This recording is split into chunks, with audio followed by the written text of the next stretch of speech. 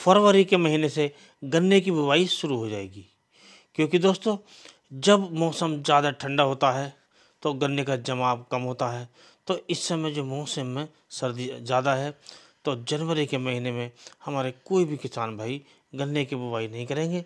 लेकिन फरवरी आते आते हमारे किसान भाई गन्ने की जो बुवाई है उसे शुरू कर देंगे।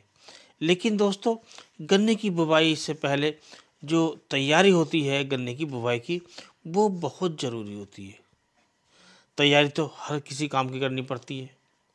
युद्ध से पहले युद्ध की तैयारी होती है, चुनाव से पहले चुनाव की तैयारी होती है, और चाहे कोई सा भी कार्य हो वो तभी सफल होता है जब उसकी तैयारी पहले से हम कर लें। तो अब ये जो तैयारी है आने वाले समय पर रंग लाती है और इसका जो रिजल्ट होता है, इसका जो परिणाम होता है वो अलग होता है। इसी प्रकार यदि हम आज से ही गन्ना बुवाई की तैयारी शुरू कर दें और समय आने से पहले ही सारी तैयारियां हम कर लें तो हमें जो गन्ने की जो उपज मिलेगी वो ज़्यादा तो मिलेगी। एक तो वो निरोग मिलेगी और कम लागत में मिलेगी। क्योंकि दोस्तों जब कोई काम तैयारी से होता है वो सफल अवश्य होता है और उसका जो रिजल्ट होता है वो काफ़ी अच्छा होता है और हमेशा प्लस पॉइंट में होता है। तो अब बात आती है कि हमें अपने गन्ने की बुवाई से पहले कौन कौन सी तैयारी करनी चाहिए। तो दोस्तों सबसे पहली जो तैयारी है वो करनी है हमें अपनी भूमि की जांच की, अर्थात जो मिट्टी की जांच है, सॉइल टेस्ट है, उसे अवश्य कराना चाहिए। क्योंकि हमारे पास अभी टाइम है, जब तक बुवाई का समय आएगा रिजल्ट हमारे हाथ में होगा सॉइल टेस्ट का, अर्थात जो भूमि का हम परीक्षण कराएंगे, जो मिट्टी का टेस्ट कराएंगे वो हमारे सामने उसके रिजल्ट आ जाएंगे और उसी के अनुसार हम जो विभिन्न प्रकार के फर्टिलाइजर्स हैं, विभिन्न प्रकार के माइक्रोन्यूट्रिएंट्स हैं, उनका प्रयोग हम सही मात्रा में और सही प्रकार से कर सकेंगे। और जब सही प्रकार से हम माइक्रोन्यूट्रिएंट्स और विभिन्न फर्टिलाइजर्स का प्रयोग कर सकेंगे तो उससे हमें पैसे की बचत होती है।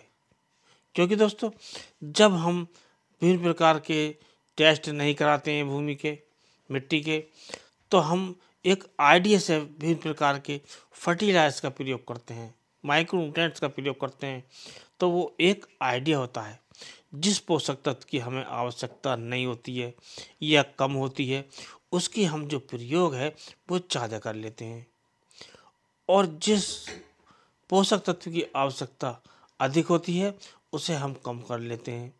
तो दोनों ही ये हमारे जो परिणाम है हमारे खराब होते हैं और पैसा जो खर्च होता है वो अलग से होता है। तो ये तो रहा पहला पॉइंट कि हमें अपने खेत की मिट्टी की जांच अवश्य करा लेनी चाहिए। और यदि हम समय रहते मिट्टी की जांच करा लेते हैं तो हमें समय रहते हमारी ये रिपोर्ट है वो आ जाती है। उसी के अनुसार हम विभिन्न प्रकार के जो फर्टिलाइजर्स हैं, विभिन्न प्रकार के माइक्रोन्यूट्रिएंट्स हैं, उनकी हम पूर्ति कर सकेंगे। अब दूसरी बात आती है जो हम करते हैं बीज की तैयारी।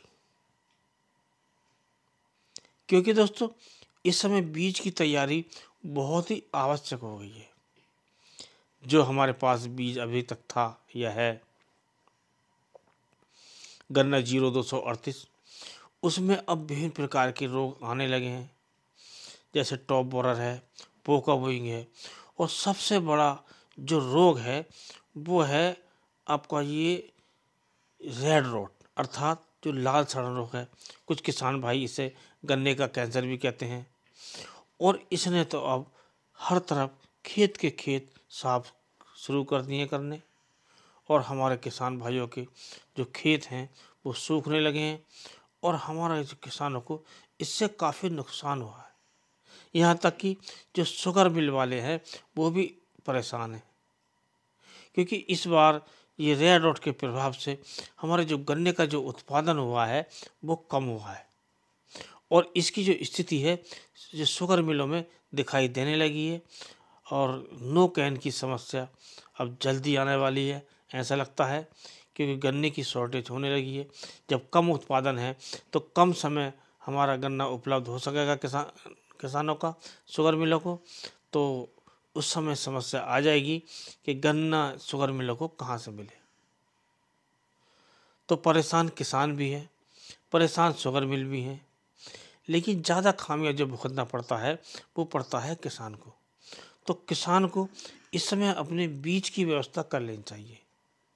कौन सा बीज बोना है, कहाँ से लेना है, उसकी अभी से व्यवस्था होगी तो जब बुवाई का समय होगा तो हमें आनन फानन में इधर उधर भागना नहीं पड़ेगा। इससे हमारा जो एक समस्या है वो समाप्त हो गई और हमें समय रहते हमारा बीज जो भी हम बोना चाहेंगे वो आसानी से मिल जाएगा और हम समय पर उसकी बुवाई कर सकेंगे। उसके बाद जो होती है भूमि शोधन,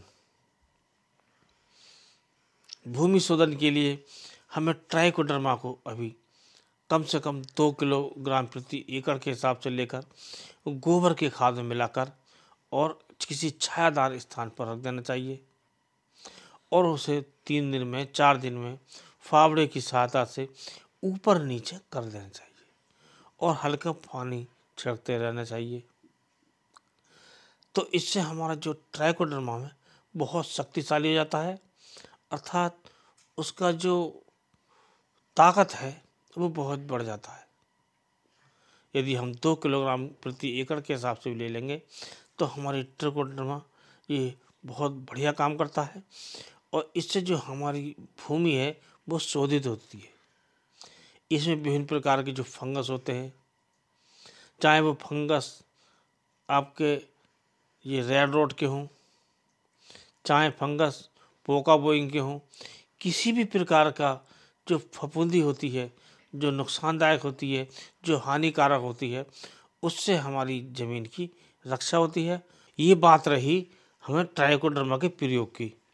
तो इससे हमारी जो ज़मीन है विभिन्न प्रकार के जो फफूंद हैं, जो हानिकारक फफूंद होते हैं, उनसे बची रहती है और हमें एक स्वस्थ फसल मिलती है और विभिन्न प्रकार के जो फफूंद जनित रोग हैं हमारी फसल में नहीं आ पाते। अब बात करते हैं कि हमें जो फर्टिलाइजर प्रयोग करने हैं उनकी जो व्यवस्था है हमें अवश्य कर लेनी चाहिए, क्योंकि यदि हम पहले से व्यवस्था कर लेते हैं तो बाद में हमारे सामने ये समस्या नहीं आती है कि हम खाद कहाँ से लाएं। क्योंकि दोस्तों कभी कभी ऐसा होता है, कभी कभी का अक्सर ऐसा हो जाता है कि जब हमारे जो बुवाई का समय होता है तो तभी जो फर्टिलाइजर्स हैं उनकी जो एक तरह से परेशानी आ जाती है मिलने में और बाज़ार में वो शॉर्ट हो जाते हैं। तो हमें ये कोशिश करनी चाहिए कि फर्टिलाइजर्स की व्यवस्था भी हमें पहले से कर लेनी चाहिए। इसी के साथ साथ जो भी हम कीटनाशक प्रयोग करें, जो भी हम दवाई प्रयोग करें, उसकी व्यवस्था भी हमें पहले से कर लेनी चाहिए। तो इस प्रकार हम इन चीज़ों की व्यवस्था पहले से कर लेते हैं तो हमें जो समस्या है बुवाई में नहीं आती है जो उस समय होती है। तो यदि हम बुवाई से पहले इन बिंदुओं पर ध्यान दें और कुछ कार्यों की जो व्यवस्था है पहले से ही कर लें तो हमें जो गन्ना बुवाई में जो कोई समस्या नहीं आएगी और हमें सबसे बड़ा जो फ़ायदा होगा ये होगा कि हमें उत्पादन तो ज़्यादा मिलेगा ही मिलेगा, लेकिन इसके साथ साथ उत्पादन में जो खर्च है वो कम आएगा। इसके साथ इस वीडियो करते हैं समाप्त। अगले वीडियो में नए टॉपिक के साथ फिर मिलते हैं, तब तक के लिए नमस्कार।